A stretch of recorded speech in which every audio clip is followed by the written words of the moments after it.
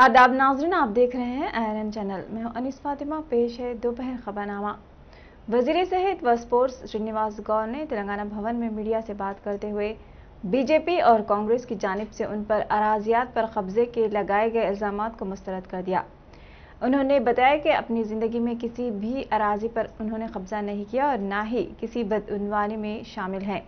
श्रीनिवास गौर ने इस रियासती बीजेपी बंडी संजय की जानिब से कई मरतबा वज़ीर आला के चंद्रशेखर राव और उनकी काबीना वज़रा को जेल में डाल देने की बात पर शदीद बरहमी का इजहार करते हुए बताया कि क्या रियासत की तरक्की करना या रियासत की आवाम के घरों में खुशहाली लाने के लिए बड़े पैमाने पर स्कीमात को रूबे अमल लाना जुर्म है।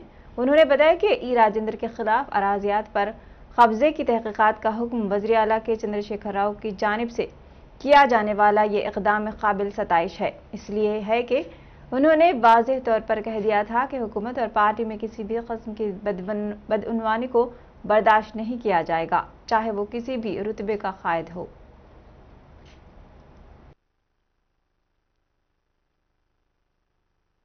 నిన్న భారతీయ జనతా పార్టీ అధ్యక్షుడు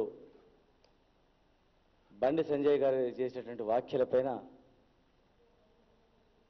ఆయన తీరుపైన, అతని వ్యవహారం పైన మరి సమాజమే సిగ్గుపడేటట్లు ఆయన వ్యవహారం, మాటలు, తీరు, హోందాతనం లేకుండా ఒక జాతీయ పార్టీ రాష్ట్ర అధ్యక్షుని గాని మర్చిపోయి ఎవరు ఏ కాగితం ఇస్తే అది ఏది పడితే అది చదివి చరిత్ర గల నాయకులపైన నిందాపరులు చేయడం అనేది చాలా బాధాకరం. ఇలాంటి నాయకులు ఉన్నారని చెప్పి మీ ద్వారా తెలియజేస్తూ, అసలు ఆయన మాట్లాడేటప్పుడు ఎవరిపైన మాట్లాడుతున్నామో ఆయన చరిత్రను తెలుసుకోవాలి. తెలంగాణ ఉద్యమ సమయంలో ఆయన ఎక్కడున్నాడు, మేము ఎక్కడున్నామో ఒక్కసారి తెలుసుకోవాలి. ప్రజాప్రతినిధులే తెలంగాణ అనే పదాన్ని ఉచ్చరించడానికి అసెంబ్లీలో భయపడుతున్న రోజుల్లో కేసీఆర్ గారి వెంబడి మేము ఒక ఉద్యోగిగా ఉండి సంఘాన్ని స్థాపించి అనేక సంఘాలను స్థాపించడానికి కారకులమై మరి తెలంగాణ వస్తుందో రాదో కానీ వచ్చే వరకు ప్రాణం పోయినా సరే తెగించి కొట్టాలని చెప్పిన మేము, జైలులో పోయినటువంటి మేము ఇలా మా పైన మీరు మాట్లాడేదని అడుగుతా ఉన్నాను. ఆనాడు రాజీనామాలు చేయమంటే కూడా సగం మంది రాజీనామాలు చేసి సగం మంది ఎన్నుకోయేటటువంటి మీరు మా పైన మాట్లాడేదని చెప్పి మేము అడుగుతా ఉన్నాం. ఆనాడు మీరెక్కడా, మేమెక్కడా?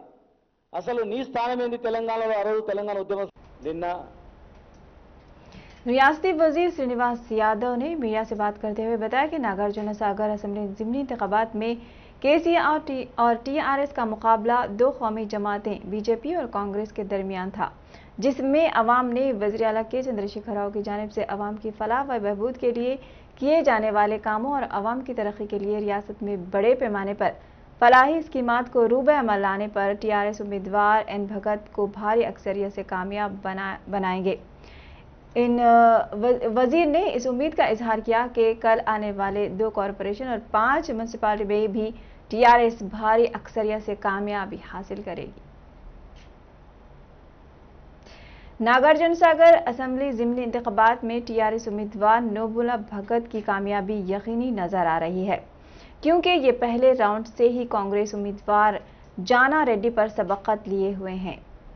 14वें राउंड में टीआरएस उम्मीदवार नोमुला भगत कांग्रेस उम्मीदवार जाना रेड्डी से 9,498 से आगे चल रहे हैं। अब तक गिने गए वोटों में टीआरएस उम्मीदवार नोमुला भगत को 49,317 और जाना रेड्डी को 39,819 वोट हासिल हुए हैं, जबकि बीजेपी उम्मीदवार को सिर्फ 4,615 वोट हासिल हुए हैं।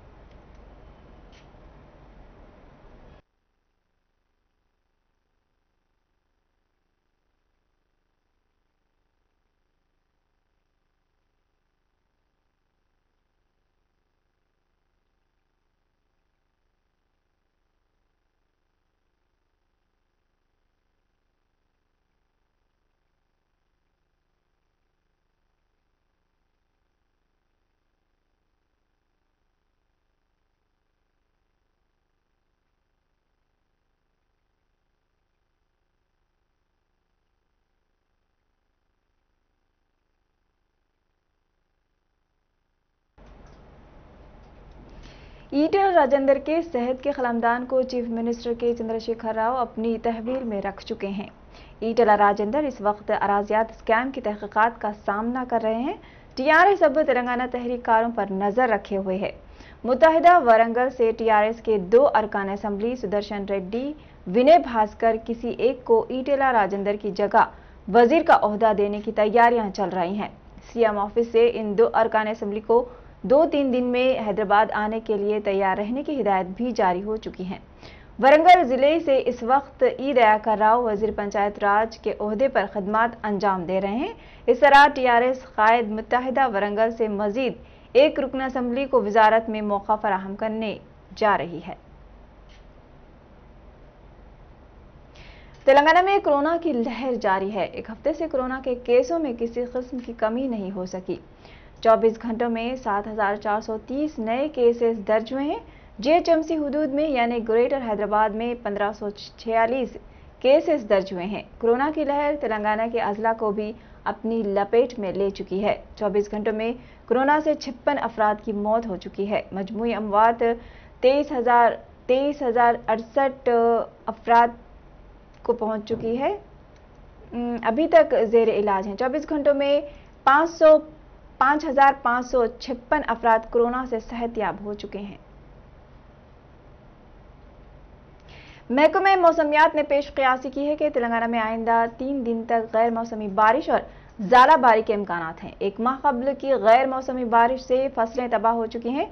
दोबारा गैर मौसमी बारिश से मजीद नुकसान होगा। महकमे मौसमियात की इत्तला के बाद किसान परेशान हैं। अभी तक हुकूमत साबिक़ा फसलों का सर्वे तक नहीं करवा सकी और ना ही फसलों की तबाही पर किसानों को मुआवजा दे सकी। दोबारा बारिश से किसान मजीद परेशान हो जाएंगे।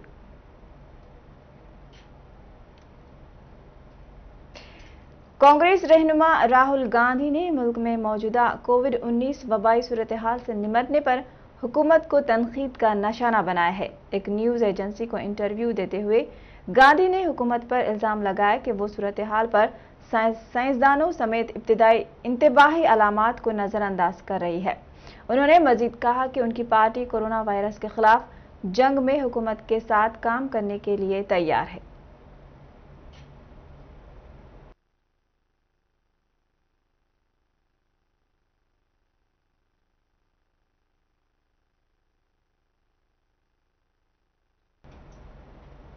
हिंदुस्तान को अद्वियात और तिब्बी सामान और ऑक्सीजन की मजीद गैर मुल्की इमदाद हासिल हुई है। अमेरिका से एक और परवाज गुज़िश्ता रात 1000 से ज्यादा ऑक्सीजन सिलेंडर, रेगुलेटर्स और दीगर तिब्बी सामान लेकर हिंदुस्तान पहुंची है।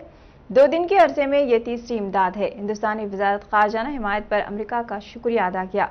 गुज़िश्ता रात हुकूमत उज़्बेकिस्तान की तरफ से भेजी गई 100 ऑक्सीजन और दीगर तिब्बी सामान भी कल रात हिंदुस्तान पहुंच गया है। उज़्बेकिस्तान में हिंदुस्तानी बिरादरी ने मजीद 51 ऑक्सीजन टैंकर्स का अतिया दिया है।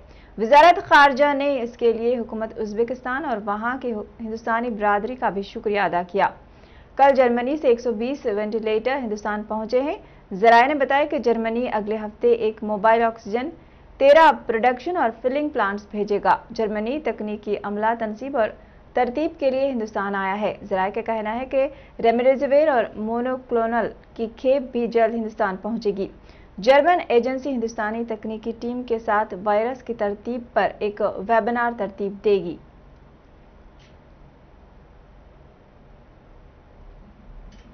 वजारत रेलवे ने कहा है कि ऑक्सीजन एक्सप्रेस दिल्ली, तेलंगाना और उत्तर प्रदेश में रिकॉर्ड 250 टन मुआतिब्बी ऑक्सीजन फराहम करेगी। मुख्तलिफ रियासतों में मुआतिब्बी ऑक्सीजन की फराहमी की अपनी रफ्तार को तेज करते हुए हिंदुस्तानी रेलवे ने 56 टैंकरों में 813 टन से ज्यादा मुआ मेडिकल ऑक्सीजन मुल्क भर में मुख्तलिफ रियासतों में पहुंचाई है। रेलवे के मुताबिक 174 टन मुआतिब्बी ऑक्सीजन महाराष्ट्र, 356 टन से ज्यादा उत्तर प्रदेश, 134 टन से ज्यादा मध्य प्रदेश, 79 टन से ज्यादा हरियाणा और 70 टन से ज्यादा दिल्ली को पहुंचाई गई है। वजारत ने कहा 14 ऑक्सीजन एक्सप्रेस अपना सफर मुकम्मल कर चुकी है। दिल्ली को आज शाम तक अपनी दूसरी ऑक्सीजन एक्सप्रेस में 120 टन ऑक्सीजन मिलने वाली है। तेलंगाना को उस वक्त पहला ऑक्सीजन एक्सप्रेस भी मिल जाएगा जो इस वक्त अंगुल से 124 टन मुआतिब्बी ऑक्सीजन लेकर जा रहा है। वजारत ने कहा है कि हरियाणा को गुज़िश्ता रोज 5 टैंकरों में 79 टन ऑक्सीजन लेकर पहली और दूसरी ऑक्सीजन एक्सप्रेस पहुंची थी।